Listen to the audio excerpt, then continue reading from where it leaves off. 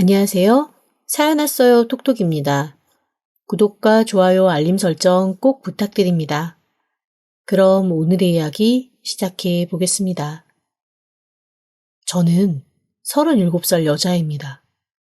결혼한 지 올해로 딱 10년 됐어요. 좀 일찍 결혼한 편이죠. 제 친구들 중에서도 제일 먼저 결혼을 했고, 친한 친구 4명 중 2명은 아직 결혼을 하지 않은 상태니까요. 일찍 결혼한 건 딱 하나. 정말로 남편을 너무 사랑해서였습니다. 남편은 학교에서 만난 선배 오빠였어요. 오빠기는 하지만 1살 차이밖에 나지 않아서 학교 다닐 때는 거의 친구처럼 같이 지냈죠. 원래 20대 때는 그렇잖아요. 술 몇 번 같이 먹고 술 취했다 일어나서 옆에 사람 얼굴 보면 그게 친근했다가 측은했다가 그게 다시 사랑으로 가고 다 그런 식으로 연애가 시작되는 거 아니었나요? 어쨌건 대학교 4년 내내 저와 제 남편은 찰떡 콩떡처럼 붙어 다니면서 연애를 했습니다. 너무나 자연스러운 수순은 결혼이었지만 과정이 순탄하진 않았어요. 제가 집안 사정 때문에 부모님이 떨어져서 살고 계시고 시댁에서는 자초지종 얘기도 듣지 않은 채 올바른 집에서 안정적으로 자라지 않은 아이 우리 집 며느리로 드릴 수 없다며 묻지도 따지지도 않고 반대부터 하셨거든요. 그런데 제 남편이 저한테는 참 다정다감하고 알콩달콩한 사람인데 그 외의 사람들한테는 응, 그래 이 세 마디로 모든 의사소통을 다 할 정도로 무뚝뚝하기 그지없는 사람입니다.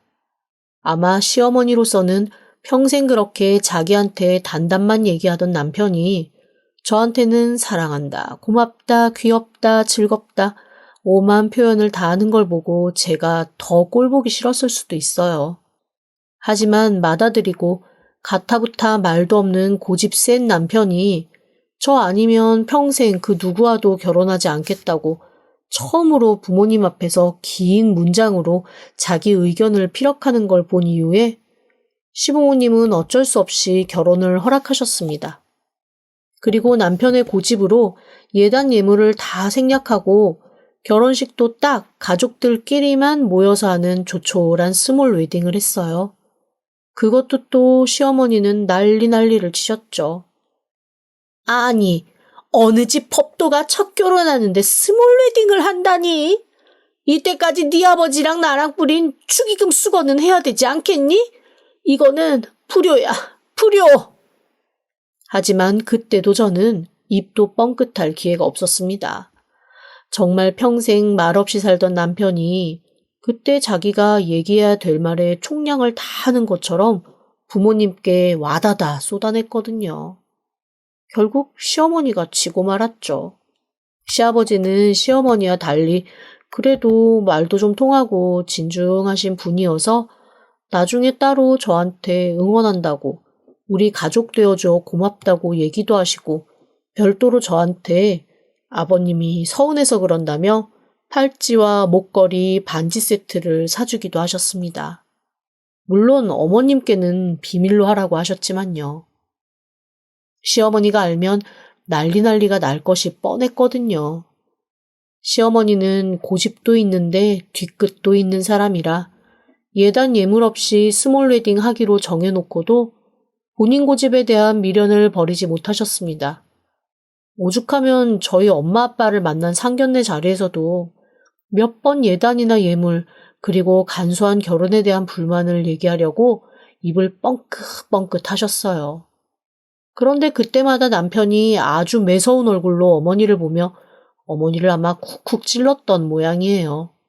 나중에 그러시더라고요. 아이고, 상견례 할 때 얼마나 나를 훅훅 찔러대는지 집에 와서 보니까 허벅지에 멍이 다 들었더라. 망할 놈. 아들놈이라고 키워봐야 소용없다더니. 에휴. 물론 정말로 멍이 들진 않았겠지만 그 정도로 제 남편이 옆에서 어머니를 엄청 단속한 모양이었습니다. 결혼 전에는 그렇게 잘 남편이 막아줘서 크게 불편한 거 없이 넘어갔지만 결혼을 하고 나서 모든 걸 다 남편이 막아줄 수는 없더라고요.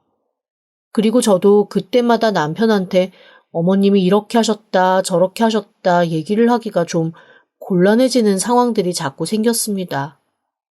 어머님은 아들한테 얘기해봐야 속이에 경일 낄 테니 저한테 얘기해서 불평불만을 말씀하시거나 뭔가 바라는 걸 은근슬쩍 요구하시는 경우가 잦아졌어요.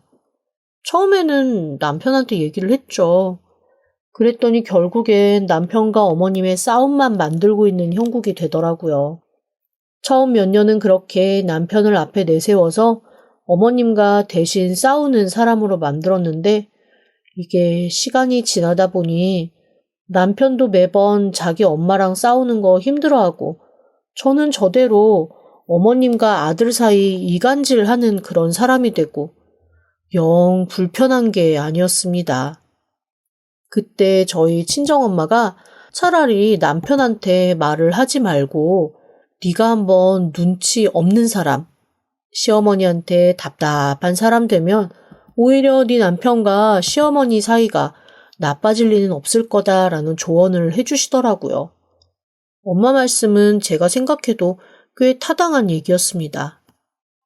예, 최서방이 다른 집 남자들처럼 자기 엄마 편들면서 눈치 없게 구는 그런 사람 아니잖아. 가운데서 자기 깐에는 한다고 애쓰는 건데 너도 최서방 불쌍하게 생각하고 응? 그 입장을 조금 살펴봐. 아유, 본인은 얼마나 힘들겠니. 어쨌거나 자기 엄마인데 마누라랑 계속 사이 안 좋고 그럴 때마다 마누라 편들자니 엄마한테는 죄 짓는 것 같고 아마 최서방도 힘들 거야. 네가 적당히 그냥 좀 이렇게 치고 빠지고 할 수 있으면 그렇게 해. 네 시어머니 너무 최서방한테만 맡겨놓지 마라. 엄마한테 그 얘기를 듣고 나니 한편 그 말도 이해가 되더라고요. 그 다음부터는 엄마 말대로 눈치 없는 척 그냥 넘기기도 하고 한 번씩 못 이기는 척 들어드리기도 하고 포기할 건 하면서 지냈습니다. 그렇게 어린아이 달래듯 지내온 10년이었습니다. 그 10년 동안 왜 사건, 사고가 없었겠어요. 엄청 많았죠. 저희 시어머니 은근히 허영도 많고 허세도 많으신 분이어서 그것 때문에 돈도 꽤 많이 잃으시고 사기도 많이 당하셨습니다. 무슨 본부장? 시켜준다는 말에 덥석 이상한 단체에서 보증 쓰고 그 단체의 대표로 일하시다가 온 집안 쫄딱 망한 것도 2번이나 돼요. 시아버지가 정말 인격이 좋으셔서 그나마 이혼 안 하고 계속 사시는 거지. 저희 시어머니 사고 친 거 얘기하자면 한두 건도 아닙니다. 한 번은 이런 일도 있었어요. 제가 어떤 일이 있어도 저희 집 비밀번호는 시어머니 안 알려드리거든요. 그것만큼은 남편도 저도 시어머니가 서운하다 어쩌다 아무리 말씀을 하셔도 절대 허용하지 않았습니다. 그런데 그중 시어머니가 이것저것 보증 걸린 것도 많고 돈도 쪼들려서 뭔가 극한에 다다른 상황이었나 봐요. 어느 날 집에 왔는데 딱 문을 열려는 순간 안에서 뭔가 후닥후닥 당황스러운 소리가 들리는 거예요. 이게 뭔가 싶어 문을 열었더니 세상에 저희 시어머니가 멀뚱멀뚱한 얼굴로 저를 바라보고 계시더라고요. 어머님, 어떻게 집에 들어오셨어요? 아니, 그게 아범이 비밀번호를 알려줬어. 내가 꼭 필요한 게 있어서 좀 들려야겠다 그랬더니 집에 너도 없고 자기도 없다고 비밀번호를 알려줘서. 그럴 리가 없어요. 이 사람이 저한테 얘기도 않고 어머님한테 비밀번호를 알려줬을 리가 없는데. 그리고 저한테 아무런 연락도 없었거든요. 잠깐만요. 통화 좀 해볼게요. 예. 일하는데 뭘 바쁘게 통화를 하고 그래. 나중에, 나중에 얘기해. 나 간다. 응? 무슨 소리예요? 어머니 잠깐만요. 제가 확인만 좀 할게요. 그러자 뭘 통화를 하냐고 말리던 시어머니가 갑자기 저한테 버럭 성을 내기 시작했습니다. 그리고는 주저앉아서 눈물을 펑펑 흘리며 억울해 죽겠다고 하시는 거예요. 아니, 아들 며느리 집에 마음껏 드나들지도 못하는 것도 서러워 죽겠는데 집에 좀 들어왔다고 이런 식으로 홀대하냐며 서러워 죽겠다고 눈물을 막 흘리시더라고요. 순간 저도 정신이 홀딱 빠져서 너무 당황하고 말았습니다. 사실 조금만 정신을 차리고 제대로 살폈으면 시어머니의 그 말이 얼마나 어이없는 말인지를 알 수 있었겠지만 어쨌건 시어머니가 갑자기 눈물바람하지, 소리 지르지, 발버둥치지 정신이 하나도 없더라고요. 얼결에 시어머니는 저한테 오히려 있는 대로 성을 내고 집을 나가버리셨고 저는 얼떨떨하게 남아서 남편에게 뒤늦게 전화를 했습니다. 여보, 당신이 어머님한테 우리 집 비밀번호 알려드렸어? 무슨 소리야? 내가 우리 엄마한테 그걸 왜 알려줘? 왜? 엄마 집에 오셨어? 내가 집에 오니까 집에 들어와 계시던데 당신이 비밀번호 알려줘서 들어오셨다고 그렇게 말씀하시더라고? 그러자 남편이 당황하면서 잠시 침묵을 지키더니 저한테 조심스레 말하더라고요. 저기 정말 미안한 말인데 혹시 집에 뭐 없어진 거 있나 살펴볼래? 뭐라고? 안 그래도 오늘 오전에 아버지한테 연락이 왔었어. 우리 집에 아마 조만간 차압이 들어올 수도 있나 봐. 엄마가 아빠한테 얘기한 것보다 훨씬 더 사고를 많이 치셔가지고 지금 엄마랑 완전 전쟁 중이거든? 뭐 아버지는 이제 더 이상은 허용 안 된다고 헤어질 거라고 펄펄 뛰시지. 엄마는 나한테 아버지 설득 좀 해보라고 하지. 나도 지금 이게 무슨 상황인지 모르겠는 상황인데 이 와중에 우리 집 오셨다고 하니까 나 뭔가 좀 불안하다. 남편의 말을 듣고 설마 하면서도 저는 제가 이것저것 두는 서랍을 열었습니다. 그 서랍은 저희 친정엄마가 저 결혼할 때 해주신 화장대 안에 있는 서랍이에요. 앞쪽에 평범한 서랍이 있고 그 서랍 아래쪽에 비밀 서랍이 하나 숨겨져 있습니다. 서랍 아래쪽에 있는 아주 작은 홈에 손가락을 넣어서 들어 올리면 그 홈 아래 비밀 서랍이 있거든요. 저희 엄마가 되게 세련되신 분이기는 한데 은근히 조심성이 많고 의심병이 깊으신 분이라 제 혼수를 해주셨던 온갖 살림에 이런 장치들이 꼭 하나씩 숨어 있습니다. 장롱도 그렇고 찬장에도 이런 숨은 공간들이 하나 있는데 이것저것 또 숨겨놓고 쓰기에는 나쁘지 않아서 제가 애용하거든요. 물론 남편이나 시어머니는 모르는 비밀의 장소죠. 아니, 그런데 이게 웬일입니까? 그 안에 있는 것들이 싹 사라지고 없는 거예요. 거기는 저만 아는 장소라 사라질 리가 없거든요. 게다가 남편은 자기가 근속으로 금거북을 받았는지 금열쇠를 받았는지도 모를 만큼 이 부분에 무심한 사람입니다. 분명 시어머니라는 확신이 들었어요. 왜냐하면 시어머니 장롱에도 비슷한 것이 있어서 분명 눈치껏 알 수도 있을 거라는 확신이 들었습니다. 남편에게 전화를 했습니다. 그리고 자초지종을 말했죠. 저기 당신 10년 근속으로 받은 금거북이랑 아버님이 나 사주신 액세서리, 금열쇠 그런 것들이 다 사라졌어. 그러자 남편이 한숨을 푹 쉬며 안 그래도 자기가 아버지 전화 받고 우리 집에 있는 것들 다 은행에 있는 대여 금고로 옮기라고 해야 하나 말아야 하나 고민했다며 저한테 사과를 하더라고요. 자기야, 미안해 진짜. 우리 엄마가 이렇게 나를 실망시킬 줄은 나도 진짜 몰랐다. 당신이 미안할 게 뭐 있어. 어머님이 잘못하신 거지. 그나저나 이거 어떻게 해? 어머님한테 얘기해야 되는 거 아니야?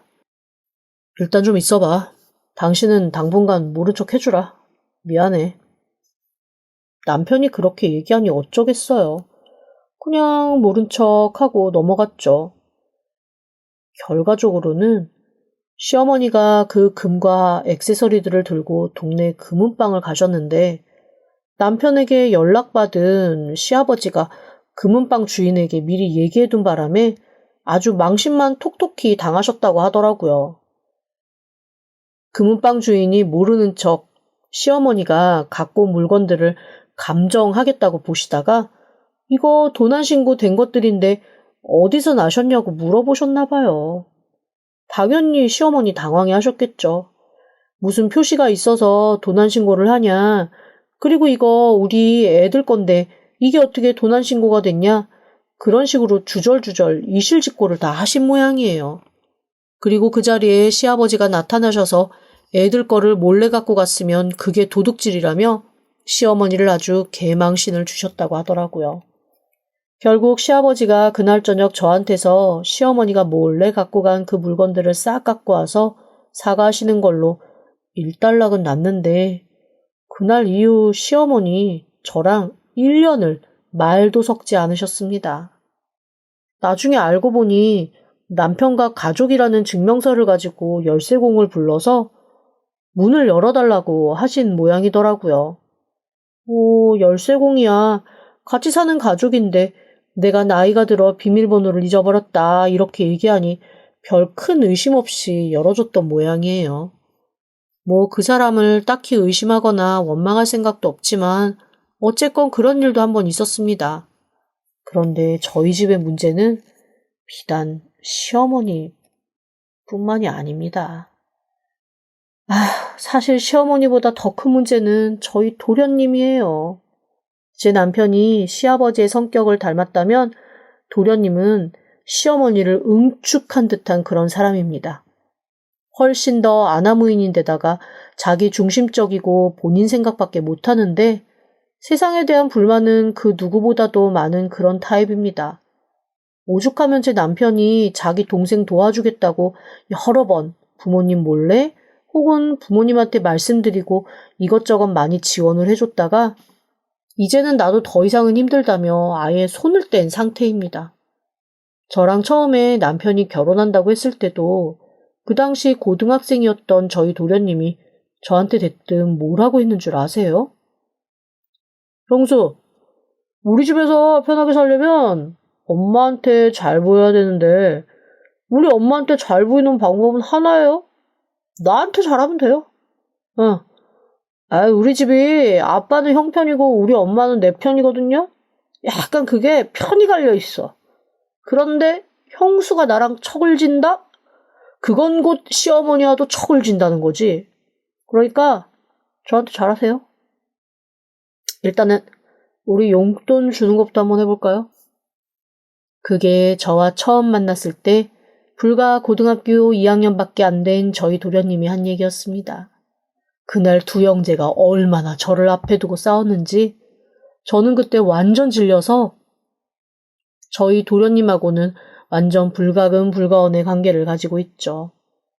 도련님이 뭔가 돈이 필요하거나 자기 형한테 기신기신 붙으려고 해도 저는 항상 형제들끼리 일은 형제들끼리 알아서 하시라고 선을 긋고 더 이상 도련님과 말을 나누지 않았습니다. 도련님도 제가 선을 긋는다는 걸 아니까 몇 번 선을 좀 넘으면서 저한테 건방지게 굴다가 그 이후로는 아예 저를 없는 사람 취급을 하더라고요. 그런데 제가 결혼 10년 차 되던 그 해, 저 말종 같은 인간을 누가 데리고 가나 싶었던 도련님이 장가를 간다고 하대요. 어떤 여자일지 정말 내가 언니 된 심정으로 결혼하지 말라고 말리고 싶다라는 생각을 하며 처음 인사를 하던 날이었습니다. 제가 그날 인사하고 돌아오면서 제 남편한테 약간 어리 빠진 모습으로 이렇게 얘기를 했어요. 여보, 사람들이 당신이랑 나를 보면 뭐라고 얘기할까? 우리한테도 참 끼리끼리 논다 이런 얘기 하겠지? 하겠지. 당신도 나랑 똑같은 생각했구나. 어쩜 저렇게 본인이랑 똑같은 여자를 데리고 왔지? 진짜 남편이 고개를 설레설레 저을 정도로 정말 도련님이 데리고 온 여자는 도련님과 하나에서 10까지 모든 것이 똑같이 완벽하게 아나무인에 싸가지라고는 어딘가에 내다 팔아먹고 온 듯한 그런 여자였습니다. 처음 만났을 때 저한테 한 첫마디가 뭐였는 줄 아세요? 형님이 쌀쌀맞은 분이시라는 거 이 사람한테 이미 여러 번 들었는데 저는요 그거 나쁘지 않다고 생각해요. 굳이 동서 형님 사이에 친자매처럼 다정할 것도 없고 어쩌면 우리는 어머님 아버님 사이에 두고 경쟁하는 사이일 수도 있는 거잖아요. 저 그래서 형님한테 굳이 잘 볼 생각 없어요. 그게 딱 통성명하고 앉아서 밥이 나오기 전 에피타이저 먹자마자 제가 들은 소리입니다. 너무나 황당해서 손에 들었던 해파리 냉채를 조용히 내려놓고 제가 물어봤어요. 갑자기 그게 무슨 소리예요? 아니, 왜 보통 동서 형님끼리 우리가 서로 연합하자 뭐 이런 식으로 친하게 지내자가는 경우들 많다고 하잖아요. 그런데 엄밀히 따지면 우리도 경쟁 상대 아닌가요? 자식들도 다 부모 놓고서 경쟁하는 사이인데 저 굳이 이 사람한테 쌀쌀맞게 대한 형님한테 잘 보이려고 노력하지 않겠다고요. 형님도 애쓰지 않으셔도 돼요. 마음이 없는 소리 잘 못하신다면서요. 마음이 없는 소리 받아들이는 거 저도 불편하거든요. 남편이 당황한 얼굴로 자기 동생을 바라봤고 저는 대체 내가 어떤 반응을 여기서 보여야 하는 건가 판단이 잘 되지 않았습니다. 아니 너무 기막힌 거잖아요. 처음 만난 사이, 그것도 어려운 형님 동서 사이. 게다가 저는 10년을 먼저 이 집 며느리로 들어온 사람인데 저한테 친하게 지낼 필요 없다고 생각한다는 얘기를 눈 똑바로 뜨고 하는 그게 저는 너무 예의 없는 황망한 행동이라고 느껴졌습니다. 그런데 더 기가 막혔던 건 동서될 여자의 말에 저희 도련님이 한 반응이었어요. 자기가 그렇게 똑부러지게 얘기해도 우리 형수님 본인이 안 받아들이면 절대 신경 안 쓰시는 분이야. 자기 생각이 제일 우선이신 분이니까 자기 진짜 애쓰지 마. 형수님, 우리 아기 저한테 하는 것처럼 구박하거나 미워하지 마시고요. 우리 아기가 저처럼 이렇게 잘 참는 성격이 아니에요. 저야 뭐 형수님이 그러시거나 말거나 우리 형 생각해서 그냥 넘어가고 했지만 또 우리 애기는 치면 울리는 성격이라 제가 아주 걱정이 많습니다. 조심스러워요. 순식간에 저는 아주 못되게 형제 사이를 이간질하며 어이없는 짓을 일삼는 그런 종류의 사람이 되고 말았습니다. 너무 기막히고 황당했지만 그 자리에서 제가 변명해봐야 아무런 소용없는 거잖아요. 그냥 헛헛하게 웃으면서 넘기고 말았죠. 그리고 집으로 돌아오는 길 아무 말도 하지 않고 잠자코 있었더니 남편이 제 손을 꼭 잡으며 이렇게 얘기하더라고요. 자기랑 나랑 앞으로 험난하겠다. 그런데 여보, 하나만. 나는 당신만 있으면 돼. 당신한테 이렇게 힘든 사람들을 가족으로 만들어줘서 내가 정말 면목이 없다. 남편이 그렇게 말하는 순간 저는 사실 조금 마음이 아팠습니다. 그래요. 어쩌면 나보다는 이 사람이 더 힘들겠죠. 저야 시댁이라고 욕하고 넘어가면 그만이지만 이 사람은 솔직히 말하면 버릴 수도 무시할 수도 없는 자기 가족의 모습인 거잖아요. 그 모습을 저한테 들키는 것도 참 싫을 텐데 그렇게 자기 가족의 치부를 가지고 저한테 사과해야 되는 상황에 와서 얼굴을 붉히며 창피하는 걸 보니 저도 마음이 편치는 않더라고요. 그래서 그냥 남편에게 신경 쓰지 말라고 괜찮다고만 했죠. 어쩌겠어요. 시댁 사람들은 그런 사람들이고 저는 그런 집의 며느리인걸요. 하지만 동서도 그렇고 시어머니도 시아버지도 몰랐던 저의 진짜 모습은 사실 따로 있습니다. 저는 솔직히 말하면 그 모습을 끝까지 가족들에게 보일 생각은 없었어요. 굳이 보여봐야 소용없고, 보여봐야 저만 피곤하다는 생각을 하고 있었거든요. 그리고 남편도 어느 정도는 알고 있었지만 저한테 구체적으로 물은 적도 없고, 만약에 물어서 제가 솔직히 말을 해줬다고 해도 자기 집이나 부모님한테 얘기할 사람은 아니었습니다. 하지만 제가 숨겼던 그 비밀은 저희 부부의 의지와는 상관없이 얼마 뒤 자연스럽게 노출이 되고 말았습니다.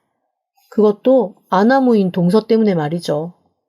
저희 시댁은 1년에 딱 한 번 추석만 제대로 챙깁니다. 시아버지 조상 때부터 아예 굳어져 온 어떤 집안의 가풍이랄까요? 설은 챙기지 않지만 추석은 반드시 제대로 챙기곤 합니다. 오죽하면 해외 출장이 있어도 추석 때는 하다못해 영상으로라도 집안 행사에 참여를 해야 할 정도예요. 그것도 눈치 보이니까 아예 추석 때는 해외여행이나 출장, 외부 일정 이런 거 잡지 않는 게 집안의 암묵적인 약속이 되었습니다. 제가 한 번은 추석 무렵에 엄청나게 몸살이 나서 병원에 입원을 한 적이 있었거든요. 평소에 돈이라면 벌벌 떠시는 저희 시어머니가 그때만큼은 저를 본인 비용으로 1인실에 입원을 할 수 있게 해주시더라고요. 대체 이게 웬일인가 싶었는데 알고 보니 1인실이어야 추석날 온 식구가 모여 같이 시간을 보낼 수 있으니 1인실로 예약을 하신 거였습니다. 그 정도로 추석날은 온 식구가 모이는 저희 집의 절대절명의 중요한 행사인 거죠. 그런데 동서에게는 그게 아니었나 봅니다. 그리고 저한테는 병실을 1인실로 바꿔서까지 참여하게 만들어야 했던 추석 명절이 혼수 많이 해오고 시어머니 선물 바리바리 해갖고 온 동서에게는 해당 사항이 없는 일이었던 모양이더라고요. 동서가 들어온 첫 해 첫 명절이 마침 추석이어서 저는 그동안 제가 어머님께 차근차근 배워온 우리 집의 추석 음식이나 명절에 필요한 것들을 알려주려고 나름대로 리스트를 짜고 있었습니다. 그런데 평생 저한테 전화 한 번 없던 동서가 뜬금없이 전화를 해서 저한테 이렇게 얘기를 하더라고요. 형님, 추석 당일은 모르겠는데 그 전에 요리는 형님 혼자 하셔야 할 것 같아요. 제가 회사 일정이 있어서요. 그게 무슨 소리야? 동서, 우리 집은 다른 건 몰라도 추석 명절은 꼭 챙겨야 해. 동서가 빠진다는 게 어머님이 절대 허락 안 하실 텐데. 그거야 형님한테나 그러신 거죠. 저는 괜찮다고 하셨어요. 생업이 바쁘고 일이 바쁜데 무슨 명절까지 그렇게 챙기냐며 첫 명절이라 좀 아쉽기는 하지만 일이 그렇다는데 어쩔 수 없지라고 하셨는걸요. 그리고 그 정도는 돈으로 충분히 보상해드릴 수 있어요. 그러니까 금액 말씀하시라니까요. 어차피 일하는 팔자는 따로 있잖아요. 얼마면 되는데. 순간 저는 폭발을 하고 말았습니다. 사실 그전에도 몇 번 첫 만남 이후 동서가 제 속을 긁는 일이 있었어요. 제가 다니는 회사와 동서가 다니는 회사가 소위 말해 결이 비슷한 회사입니다. 한마디로 예를 들면 똑같은 전자회사인데 동서는 누구나 알 법한 이름 있는 회사고 저는 그 이름 있는 회사의 하청업체 정도라고 생각하시면 돼요. 동서가 그걸 알고 저를 엄청 무시하더라고요. 그런 회사는 월급은 제대로 나오냐에서부터 시작을 해서 퇴직금은 있냐, 불안해서 어떻게 다니냐 등등 정말 온갖 얘기를 다 쏟아내는데 더 속상했던 건 시어머니가 그 자리에서 동서 편을 드시면서 능력 있는 네가 형님을 좀 끌어줘야겠다 같은 얘기를 하시는 거예요. 그게 참 어이가 없더라고요. 동서가 어디서 어떤 포지션으로 일하는지는 사실 제가 더 잘 알거든요. 하지만 일일이 그걸 제가 설명을 하지 않았을 뿐인데 시어머니가 그렇게 대놓고 동서 편을 들며 저를 무시하시는 걸 들으니 이거 한번 확 뒤집어 엎어 말어라는 생각도 들고 그래봐야 무슨 소용이냐라는 생각도 들고 그런 복잡다단한 감정으로 지난 몇 개월을 살았던 참이었습니다. 그런데 대뜸 돈 줄 테니 명절 혼자 준비하라고 자기는 마지막 날 전체 인사할 때만 와서 인사하겠다는 얘기를 듣는데 제가 눈이 확 돌더라고요. 게다가 어이없게도 회사 핑계를 대다니요. 아니, 어떤 회사가? 특별한 분야가 아닌 이상 추석 명절 때 굳이 나와서 회의하고 미팅하고 그러겠어요? 게다가 동서가 모르는 아주 중요한 사실 하나를 제가 알고 있거든요. 결국 저는 동서의 버릇을 한번 고쳐주기로 했습니다. 어머니께 전화를 드렸죠.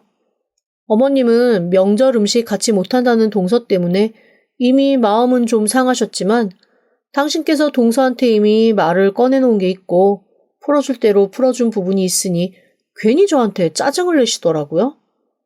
그래서 저 그날 저녁 어머님과 동서 그리고 서방님 아버님 남편까지 모두를 불러 모았습니다. 동서가 투덜거렸지만 제가 결혼해서 처음으로 아주 매섭고 엄하게 얘기를 했더니 어이없어 하면서도 일단 오겠다 하더라고요. 그렇게 온 식구가 모였을 때 일입니다. 제가 이런 얘기까지는 하지 않으려고 했는데요. 뭐 어쩔 수 없이 하게 되네요. 동서, 지금 다니는 회사 대표님 이름이 뭐야? 동서가 어이없어하며 저한테 자기 회사 대표 이름을 왜 묻냐면서 한마디를 툭 던지더라고요. 그런데 그 이름을 듣는 순간 어머님 아버님 표정이 묘하게 변하는 걸 저는 느낄 수 있었습니다. 왜요 어머니? 들어보신 적 있어요? 막 어머니가 대답을 하려고 할 때 동서가 툭 튀어나오며 말을 끊고 끼어들었습니다. 당연히 많이 들으셨겠죠. 이 업계에서 되게 유명하신 분이고 인터뷰에도 되게 여러 번 나오신 훌륭한 대표님이시거든요. 제가 그 대표님이랑 바로 붙어서 일하는 사람이잖아요. 대표님이 해외 출장 때문에 바쁘셔서 꼭 그날밖에는 안 된다고 하셔서 제가 어머님 어쩔 수 없이 형님한테 음식 준비랑 다 좀 부탁을 드린 거였어요.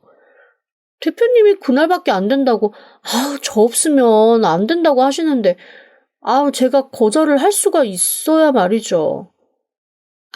그래. 그렇게 훌륭하신 분이랑 이렇게 딱 붙어서 일하는 능력 있는 며느리였네.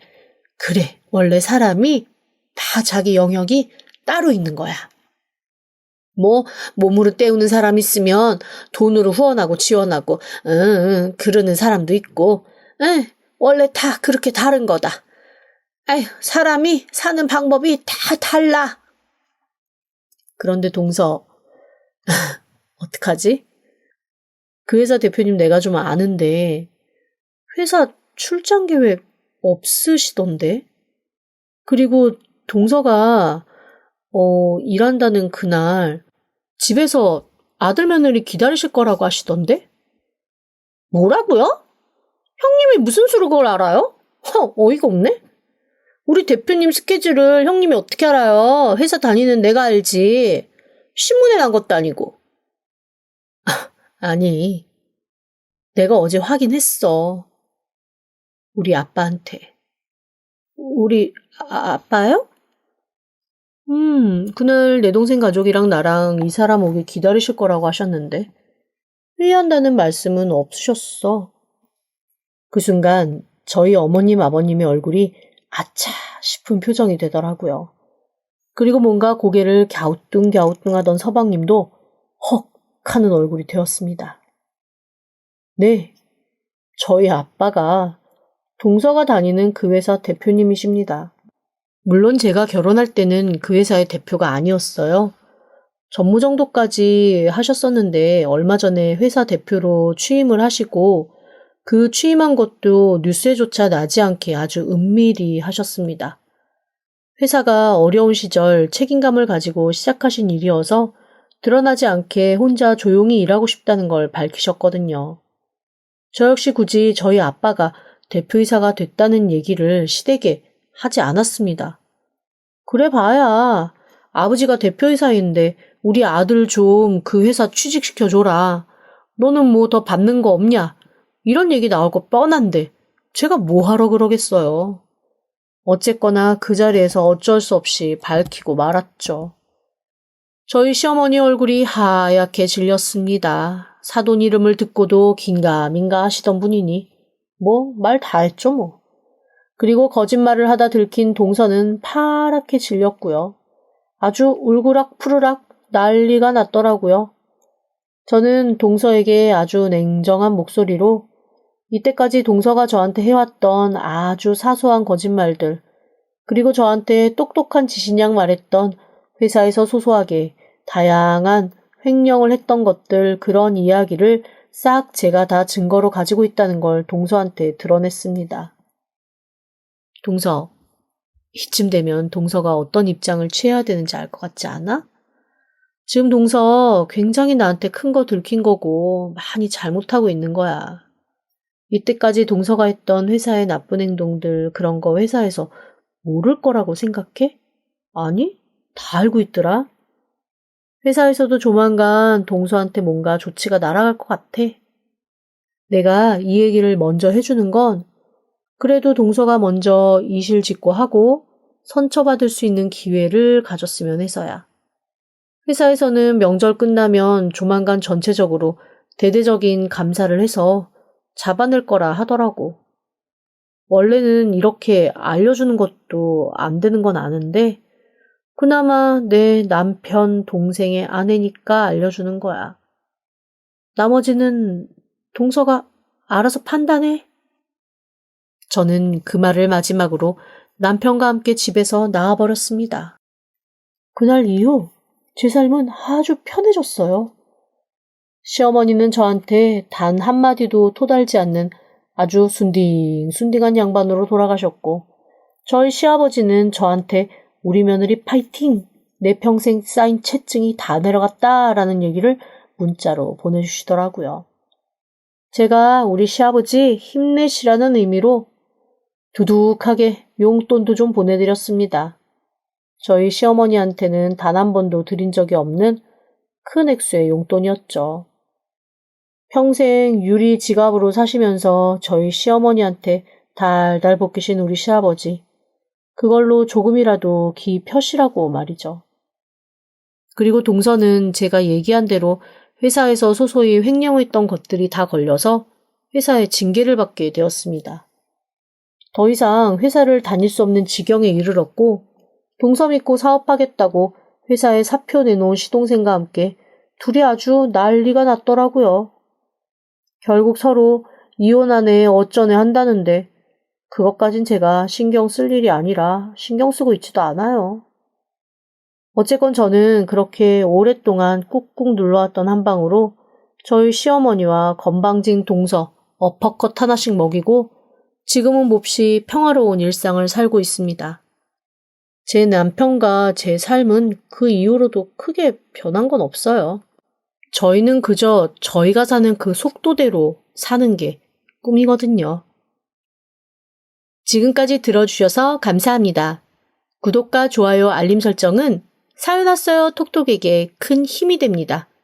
지금 바로 구독 부탁드립니다. 그럼 다음 사연으로 또 찾아오겠습니다. 감사합니다.